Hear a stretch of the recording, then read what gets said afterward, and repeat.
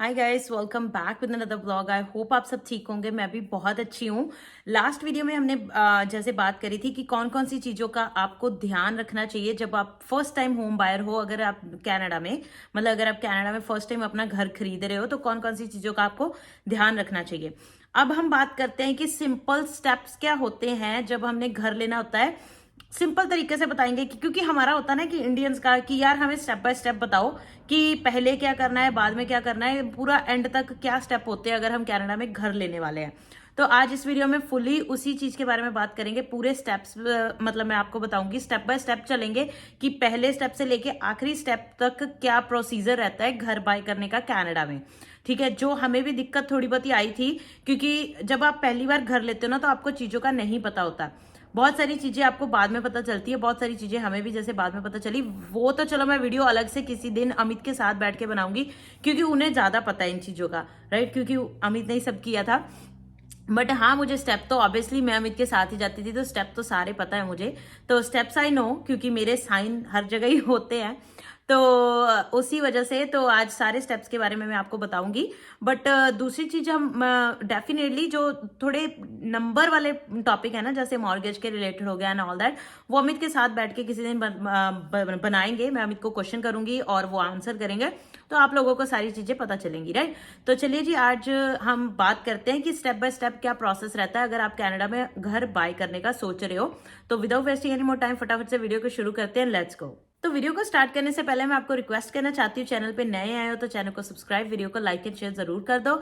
अगर मेरे साथ अपॉइंटमेंट बुक करना चाहते हो, आपकी किसी चीज को लेके कोई डिस्कशन करना चाहते हो, डेफिनेटली आप मेरे साथ अपॉइंटमेंट बुक कर सकते हो। उसका लिंक आपको मेरे डिस्क्रिप्शन बॉक्स में मिल जाएगा और उसका लिंक आपको मेरे इंस्टाग्राम की बायो में भी मिल जाएगा। अब आगे बढ़ते हैं, बात करते हैं सबसे पहला स्टेप। सबसे पहला स्टेप आता है जब हम सोचना शुरू करते हैं कि हमने घर लेना है कनाडा में। सोचना हर कोई बंदा तब शुरू करता है जब उसके पास पैसे थोड़े इकट्ठे हो जाते हैं, मतलब सेविंग हो जाती है। ठीक है, अब सेविंग कितनी होनी चाहिए, सबसे पहला क्वेश्चन वही आता है दिमाग में। सबसे पहले तो आपको पता होना बहुत जरूरी है कि आपका बजट क्या है। ठीक है, क्योंकि आपका budget is a main important, सारी चीजें आपके बजट पे ही डिपेंड करती है। आजकल मैं पिछली वीडियो में बता चुकी हूँ कि घर की रेंज, कौन से घर की रेंज क्या रहती है, कितने टाइप ऑफ घर होते हैं, वो आप पिछली वीडियो में देख सकते हो। उसका लिंक मैं डिस्क्रिप्शन बॉक्स में दे दूंगी, राइट। अब मैं सीधा मुद्दे पे आती हूँ। अगर आजकल की अगर आप बात कर रहे हो, आजकल अगर आप डिटैच घर लेने का सोच रहे हो तो close to $1 million, $800,000 does not matter. अगर जीटीए के अंदर ले रहे हो, जीटीए के बाहर ले रहे हो, 8 लाख से कम आपको मिलेगा ही नहीं मिलेगा। वो भी पुराना घर मिलेगा 8 लाख में। अगर कोई बंदा नया घर, डिटैच घर नया लेने का सोच रहा है तो उसको 9.5 लाख के आसपास मिलेगा, वो भी किस्मत से। ठीक है, क्योंकि आजकल टाउन हाउस ही 7-7 लाख के मिल रहे हैं। नए जो टाउन हाउस है वो 7-7 लाख में मिल रहे हैं। तो आपका अपना बजट सेट कर लो। अगर आपका बजट 7 लाख के आसपास है तो मतलब आप सोच लो कि आप तो आप सोच रहे हो कि मैं पहले तो ये पता कर लो कि आपने घर पुराना लेना है या नया लेना है। दो नए घर लेने के 2-3 तरीके होते हैं कि नए घरों में प्री कंस्ट्रक्शन हाउसेज होते हैं जिसको आप पहले ही बुक कर सकते हो। मान लो कि उनकी क्लोजिंग, मतलब कि घर क्लोजिंग यहाँ पे बोलते हैं जब घर रेडी होके आपने मूव इन करना होता है, उसको बोलते हैं क्लोजिंग यहाँ पे कनाडा में। कि उसकी क्लोजिंग कब की है, मतलब घर रेडी कब होना है, वो आपको पता होना चाहिए। अगर मान लो घर अभी जैसे 2023 चल रहा है, मान लो 2025 में घर कोई रेडी हो रहा है और आपने आज ही बुक करना है। यहाँ पे कनाडा में घर कैसे सेल होते हैं कि जमीन खाली पड़ी रहेगी, अभी उन्होंने कोई कंस्ट्रक्शन नहीं शुरू करी है, बट वो बिक चुके हैं घर। वहां पे ऑलरेडी पूरा बन चुका है, पूरा स्ट्रक्चर आर्किटेक्चर की तरफ से वो बन के प्लेटफॉर्म पूरा रेडी है कि ऐसे ऐसे घर बनेंगे, यहाँ यहाँ घर बनेंगे, इतने घर बनेंगे, सब कुछ रेडी रहता है। तो वो आप डिसाइड कर सकते हो। वो थोड़ा सा आपको सस्ता तो नहीं पड़ता बट वो आपको टाइम मिल जाता है। लेट्स से आपने आज बुक कर दिया, उसकी पेमेंट स्ट्रक्चर होता है कि 10,000 10% आपने आज दे दिया जब आपने साइन करने हैं कि मैं ये बुक कर रहा हूँ, मतलब $30,000 या 40,000 depending on the price of the house. जितना भी उसका 10% हो गया वो आपने आज दे दिया। उसके बाद हर महीने की उसकी किश्त बन जाती है। हर महीने आपने देना है, 4,000 देना है, 3,000 देना है, वो भी उनके स्ट्रक्चर के अकॉर्डिंग ही डिपेंड करता है। फिर उसके बाद बाकी का जो परसेंटेज बच जाता है टोटल, वो आपने क्लोजिंग के टाइम पे देना होता है, जब आपका घर रेडी होने वाला होता है, जब आपने क्लोजिंग करवानी होती है घर की मूव इन करने के लिए, उस टाइम पे देने होते हैं।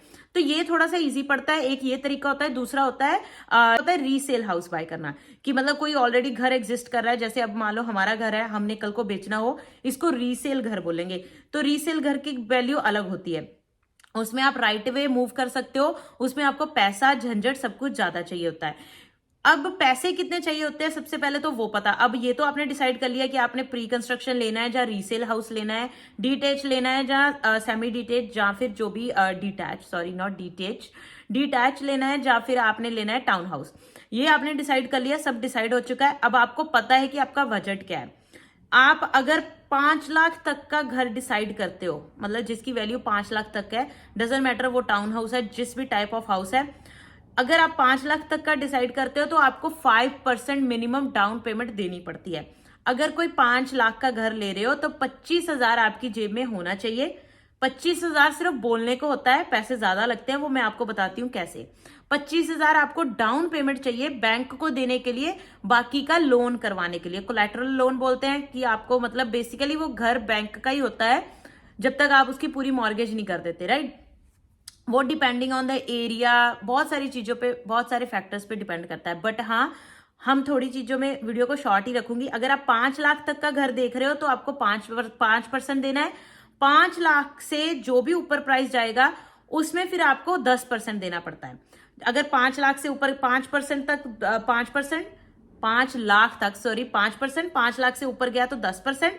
अगर जब आपका $1 मिलियन हिट कर जाता है कोई भी घर, अगर आप $1 मिलियन की कॉस्ट का लेते हो, फिर आपको 20% डाउन देना पड़ता है।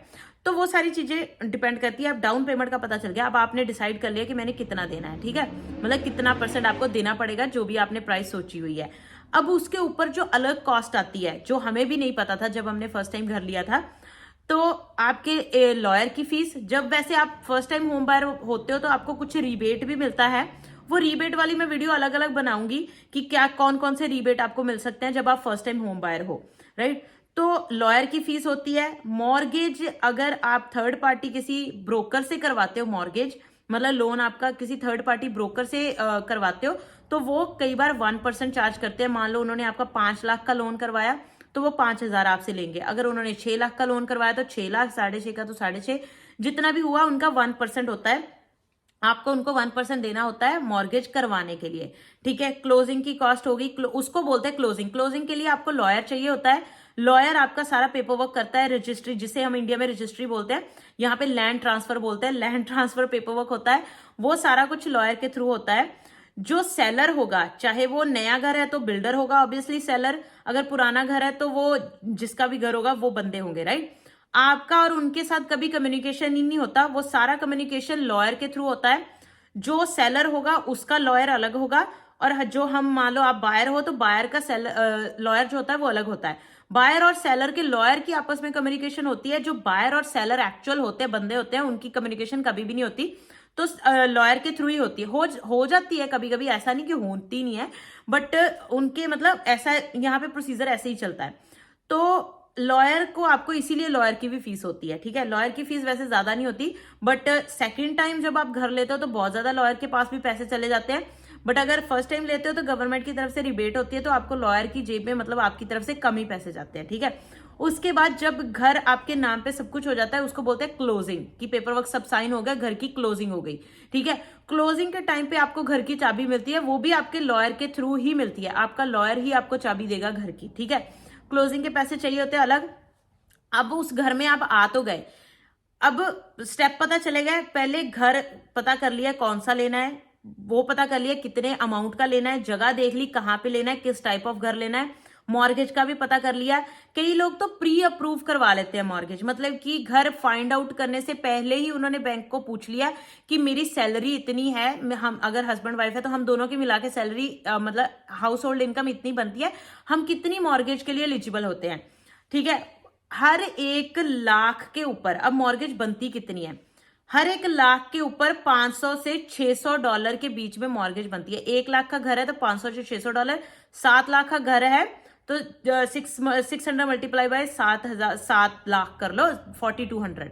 मतलब वही है मॉर्गेज। क्योंकि ये मैं बढ़ा के इसलिए बता रही हूँ क्योंकि आजकल इंटरेस्ट रेट इतने ज्यादा हाई जा चुके हैं। 6 लाख जिनके 6 लाख के जिन्होंने घर लिए थे उनकी भी 3800 के आसपास मॉर्गेज बन रही है।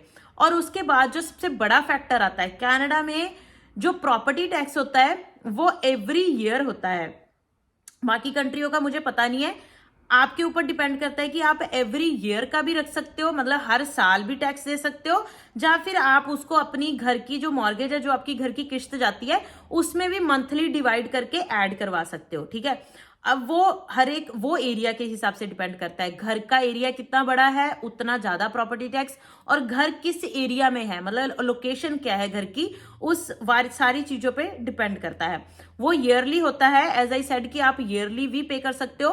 तो ये खर्चे मैं इसलिए बता रही हूँ कि हमें ये स्टार्टिंग में नहीं पता होते हैं। ठीक है, और बिल्स का तो मोस्टली मुझे लगता है सबको पता ही है। इलेक्ट्रिसिटी का बिल अलग आता है, गार्बेज बिल अलग होता है, पानी का बिल अलग होता है, वो सारी चीजें अलग अलग जाती हैं। ठीक है, जो हीट का बिल होता है उसको एनब्रिज का बिल बोलते हैं। जिन लोगों ने मतलब जो कनाडा में, उनको पता चल जाएगा मैं किस चीज के बारे में बात कर रही हूँ। वो आपको सारी जगह पे रजिस्ट्रेशन करवानी पड़ती है जब आप नए घर में मूव होते हो। ठीक है, ये भी वैसे मैं सोच रही हूँ अलग वीडियो हो जाए कि what to do after you buy your first home, what else you have to do after you moving in your first home. तो ये हो गए सारे स्टेप कि आपको घर, अब चाबी मिल गई है, वकील मिल चुका है। वकील आप खुद फाइंड कर लो, ज्यादा अच्छा रहता है।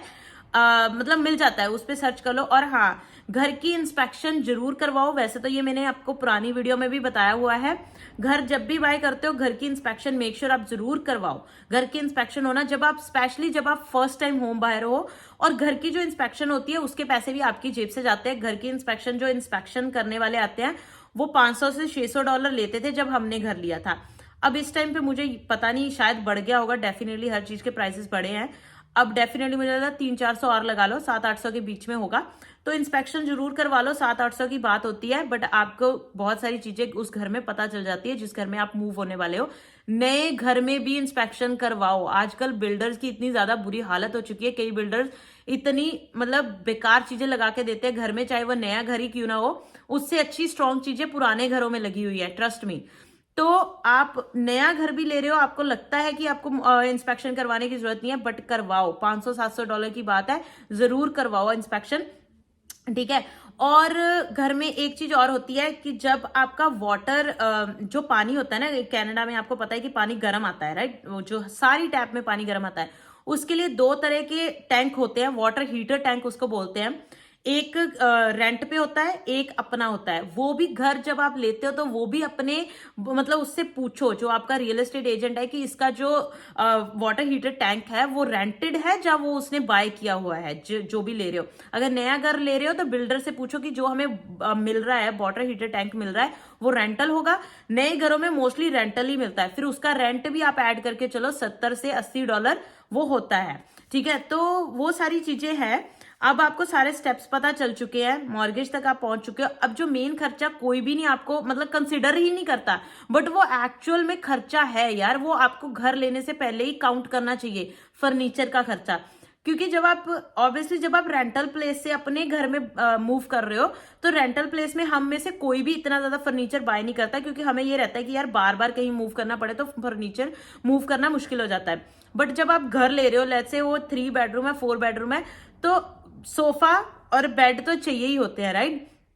उनका खर्चा भी, मतलब अगर आप पूरे घर में फर्नीचर डालने जाओ तो $15,000 से $20,000 का फर्नीचर पड़ता है। जब हमने बुक किया था तो हमारा सारे घर का फर्नीचर मतलब $15,000 से $20,000 के बीच में ही पड़ा था।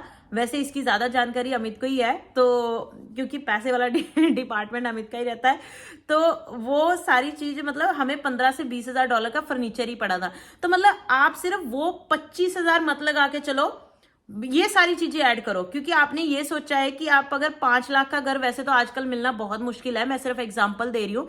5 लाख का घर अगर आपने सोचा है तो 25,000 तो सीधे आपकी डाउन पेमेंट होगी।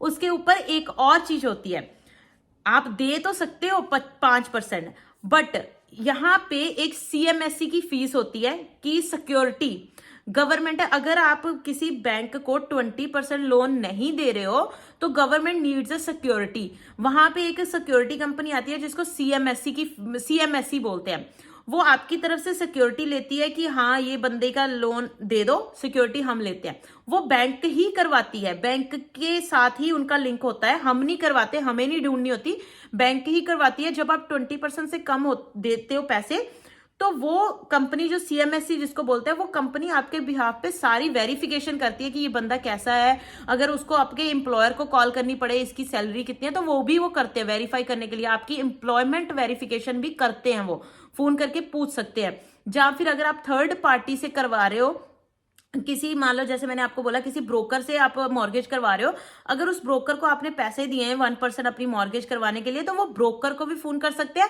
आपकी कंपनी को भी फोन कर सकते हैं जहां पे आप जॉब करते हो, ठीक है, तो वो वेरीफाई करने के लिए।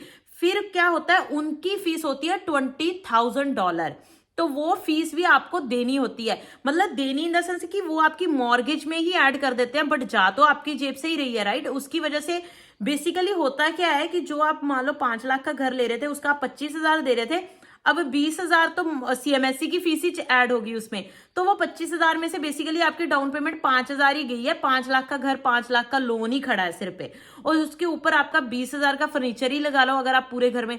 कई लोग सोचते हैं हम धीरे धीरे ले लेंगे, एक एक चीज करके ले लेंगे, ले सकते हो, वो हर किसी की अपनी चॉइस है, बट पैसे तो लगने ही है, वो सारे आज नहीं तो कल वो सारे पैसे लगने ही है।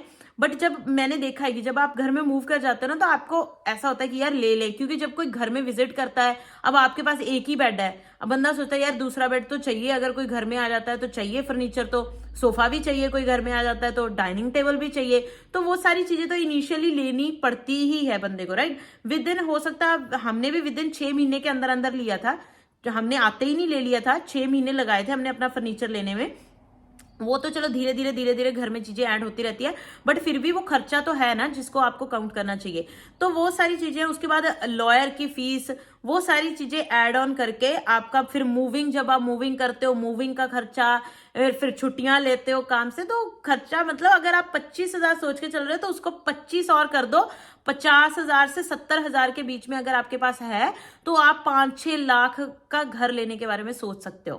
60 से $70,000 के आपकी जेब में होना चाहिए अगर आप 5-6 लाख का घर लेने का सोच रहे हो, तो फिर आप फ्रीली रह सकते हो, क्योंकि आपके पास 2 महीने की, क्योंकि पहले 2 महीने की मॉर्गेज एक साथ कटती है, तो वो खर्चा भी आपके पास होना चाहिए। फिर बैंक ये भी देखती है कि कम से कम इनके पास 6 महीने की मॉर्गेज है क्या, मतलब इनके पास सेविंग है इतनी की 5-6 महीने, अगर आपके पास मान लो 1 महीना जॉब नहीं करी आपने घर की सेटिंग के लिए, या 2 हफ्ते, वैसे तो 1 महीना यहाँ पे कोई छुट्टी लेता ही नहीं है घर पे रहने के लिए, बट अगर मान लो जॉब चली गई, भगवान ना करे, तो कम से कम 4-5 महीने के लिए मॉर्गेज के पैसे तो होने चाहिए, राइट। वो सारी चीजें कंसीडर करके 60-70 हजार लेके चलो अगर आप 5 से 6 लाख का घर लेने का सोच रहे हो तो ये थे मतलब कंप्लीट स्टेप्स कि आप घर कैसे बाय कर सकते हो step by step in Canada, mortgage के रिलेटेड, और घर बाय करने के बाद आपको क्या क्या चीजें करनी चाहिए, वो सारी चीजों की मैं एक कंप्लीट वीडियो बना दूंगी। और अलग मॉर्गेज वाली वीडियो तो मैं स्पेशली अमित के साथ ही बनाना चाहती हूँ, उनके साथ ही बनाऊंगी। तो that's all for today, thank you so much guys for watching this video. I hope आज की वीडियो बहुत अच्छी लगी होगी, अच्छी लगी है तो वीडियो को लाइक एंड शेयर जरूर कर देना। चैनल पे नए आए तो चैनल को सब्सक्राइब किए बिना मत जाइएगा। बाय बाय, टेक केयर, मिलते हैं अगले ब्लॉग में अगली वीडियो के साथ, बाय बाय।